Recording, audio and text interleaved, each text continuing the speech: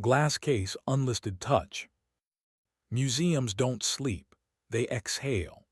After the last school group files out with postcards and the guards walk the galleries like commas, the building lowers itself into a hush so complete even the climate control learns manners. The air has a temperature that feels like judgment. The parquet remembers shoes. Plex vitrines go blind and then reflective, polishing the room back onto itself. If you've never stood in a conservation lab at 2:00, whatever with a sable brush in your fingers and an object older than your grandmother's favorite lie under your light, you don't know how a building can ask you to be honest without moving a single hinge. I'm Julian, conservator at the Mercer, a city museum that pretends to be modest until you learn which storage vault doors are heavier than marriage. My bench is a geography of restraint. Micro spatulas aligned as if the metal believed in choreography, a stack of clean blotters like apology notes, cotton gloves folded in a dish that once held olives at a trustee's lunch, a microscope that magnifies both cracks and hubris. On the far shelf sits a tin of silver powder for testing liars and spoons, though these days it contains proof that plastics age like the rest of us. Sasha, my wife then, could make a room confess what it wanted to be photographed doing.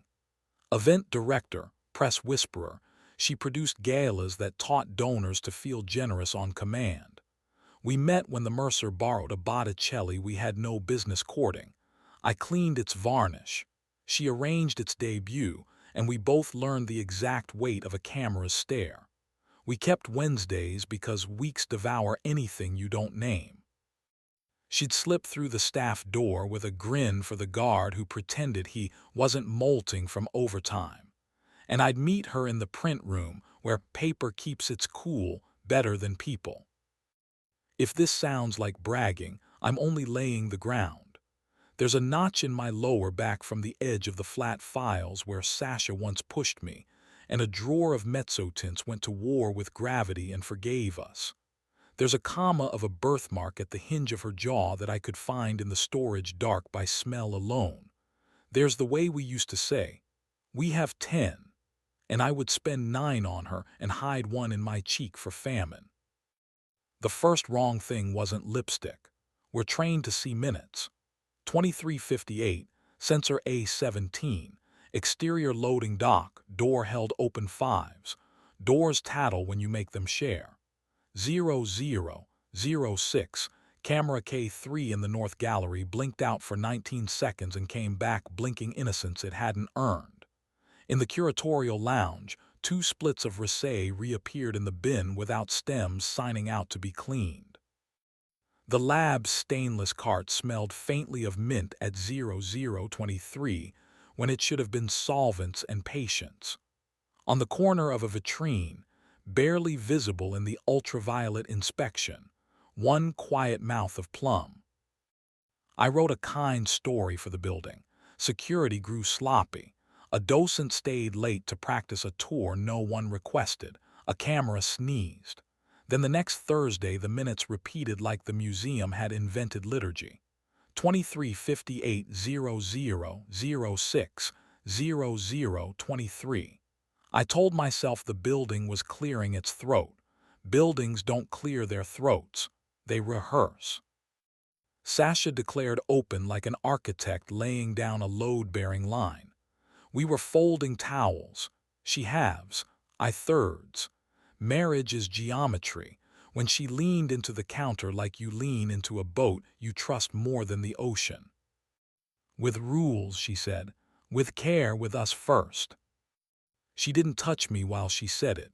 In our house dialect, that's how the truth introduces itself without punching. I wanted to be bigger than a frame that needs dusting. We wrote it down, no one from the Mercer. No artists or donors. Tell before, not after. Protection always. Our bed, sovereign territory with a flag we shared the right to fly. The first week she kissed me like a ceasefire. The second like an apology that hadn't found its nouns. The third at 11:07 p.m. she texted, "Client dinner ran long, don't wait up." At 00:06, camera K3 coughed and the North Gallery forgot to keep a record of 19 seconds. I don't set traps in sanctuaries. I tune rooms until they admit what they're already singing. I dusted the inside plate of the loading dock handle with a breath of graphite, the kind that glows under UV like it remembers lightning, too subtle for fingerprints, loud enough to kiss a careless palm. I rotated the tiny basalt wedge under a vitrine foot half a degree the wrong way. A hurried hand would square it without knowing it had confessed. I slipped a rice paper shim into the case seam for the Roman glass bowl we were only comfortable pretending not to worship. The paper would shift if the lid lifted a hair. I aligned 3 hanging frames in Gallery 2 to a mean, petty level only my bones could spot. A body in a hurry seeks symmetry like absolution. 23:58 held sixes. 00:06 blink. The wedge had learned the right angle again. The rice paper showed the faintest buckling like a thought that shouldn't be thought. Under the UV wand, a constellation bloomed along the loading dock steel. This is what restraint looks like. A man, a light, and a door that remembers him. Sasha came in with fast hair and a mouth brave enough to hold a script without cruelty. I showed her the starfield waking on her wrist where pulse negotiates. She glanced down and did the arithmetic with her face. She's always been good at math when the numbers were people. "Don't make me the villain," she said, not pleading, just tired. "I asked for before," I said. "I thought I did," she said, and in her grammar client dinner counted. She had kept tempo. I had demanded melody. He followed her because some men believe rooms were invented to admire them. Leon Meyer, visiting artist, big on reflective surfaces and phrases like material honesty. He built an installation in our atrium that made donors feel like they were inside an apology. He wore a jacket over a t-shirt with a quote he hadn't paid to use. He looked past me at the vitrines like the glass owed him gratitude. "We'll go," he told the air, respectfully as a cat. "We won't perform in here," I said, and I held the staff door because buildings deserve ceremony when you ask them to bear witness. They walked into a night that smelled like wet stone and cigarettes. The latch clicked back with punctuation. We separated with competence, the ruthless kindness of people who can carry breakables. She took the bar cart with its shakers and the blazer that made rooms sit up straighter. I kept the chipped mug with the Mercer's old Keystone logo and my wrong habit of talking to frames. Lawyers moved nouns between us like we were in a gallery with labels, and we signed where names go when they're tired of being proper nouns. Work keeps me from dissolving into the storage dust. We took in a collection of late Renaissance drawings with a taste for foxing. I treated the small brown blooms like weather.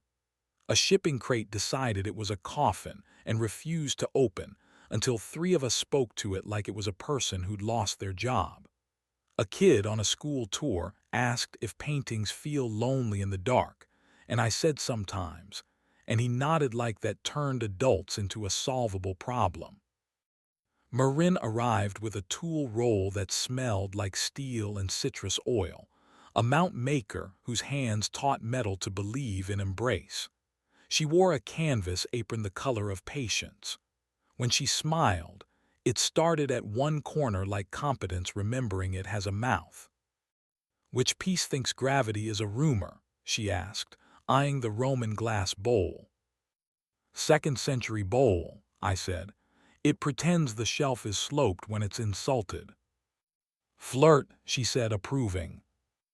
We began with verbs that don't draw blood.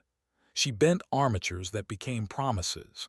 I lifted old varnish the way you talk down a man who brought 3 opinions to a bar fight. She left half an orange on the edge of my bench, and I slid the peel into my pocket to perfume my stubbornness. At 3 a.m., when the air handlers whisper a note your ribs file under doctrine, we stood in the empty atrium and listened to the building breathe. I told her about the graphite and the wedge and the rice paper. She listened like a person who files screws by size and sin. You kept the room from being humiliated, she said. Not praise, a diagnosis. The first time her hand touched mine, it was a correction, a degree my eyes had refused to accept, so my micro spatula wouldn't nick the gesso edge. There, she murmured, and my body remembered its lease includes heat. We aren't children. Speed is fear's disguise.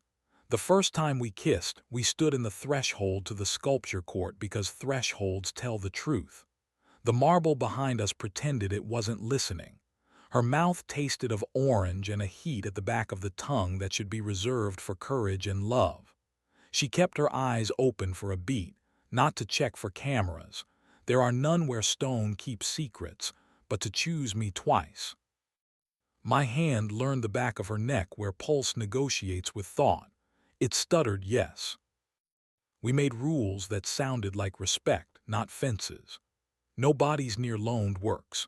No hands in storage aisles you can't lock from the inside. Yes to the freight elevator after last sweep, a slow-moving room that speaks in vowels. Yes to my lab with the task lights off and the UV wand left sleeping, her thigh along mine under a table that has watched better men confess. Yes to the top of the grand staircase when the rotunda's skylight is only a suggestion and the city forgets it's trying to be art.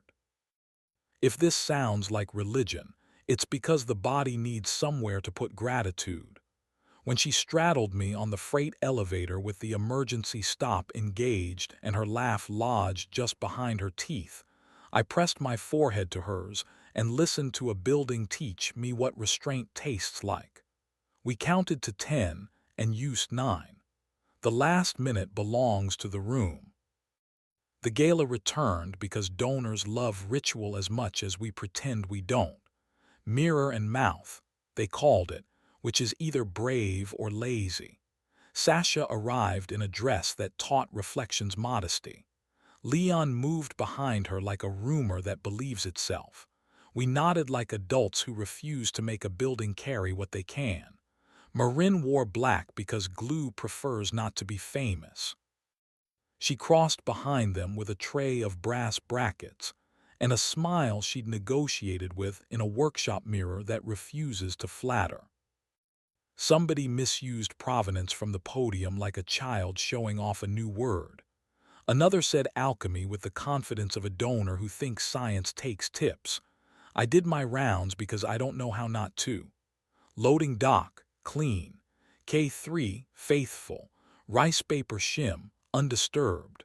On my bench, I opened the silver powder tin that no longer contains silver. Inside, 2 clear hair ties and a bobby pin bent into a question mark among screws and a thumbnail of blue tape that clung to its own dignity. Not trophies. Grammar. Quotation marks around a chapter I don't need to read aloud again. I closed the tin with a breath. After teardown, Marin found me by the vitrine with my hand flat on the glass where the Roman bowl pretends to be humble. A crescent of wax lived on her wrist like a reservation. "You look like you're rehearsing leaving," she said with humor that refused to be cruel. "I'm practicing staying," I said. "As what?" "A guest," I said, and the word felt new against my teeth. We took the freight elevator to the roof, where the skylight pretends the city invented sky. The wind tasted of stone and late summer. She backed me against the shallow lip of the light well, and we kissed like people who understood gravity and chose it anyway. Her fingers slid under my shirt, mapping my ribs like a restorer tapping a panel for hollows. I laughed when my belt caught the hinge of the access door, and she laughed too, because slapstick is part of the liturgy of complicated rooms. We kept our hands off the glass because we are not vandals. We are only animals with rules. There is a version where I went to war. I could have pulled feeds and staged a revelation in the atrium, invited an audience to clap for my dignity. The applause would have ruined the building. I walked two bodies out of a door and kept a sanctuary from being humiliated. I chose smaller verbs and discovered they're the ones that last. Spring taught me which varnishes lie to you in a certain light. The new guard learned the difference between vigilance and surveillance. A traveling show arrived with more demands than budgets, and we smiled until our cheeks forgot us. Marin taught me that metal behaves out of love for tension, not obedience, and that I go very quiet 5 breaths before my temper admits it still exists. I taught her the sound a stretcher bar makes when a canvas forgives you for tightening it 1 more millimeter, and how to sleep upright against a flat file like a saint no one canonized. One night the loading dock sensor chirped at 23:58 out of habit. The camera stayed loyal, the rice paper unrehearsed. I laughed. Marin laughed into my collarbone. The building pretended not to approve.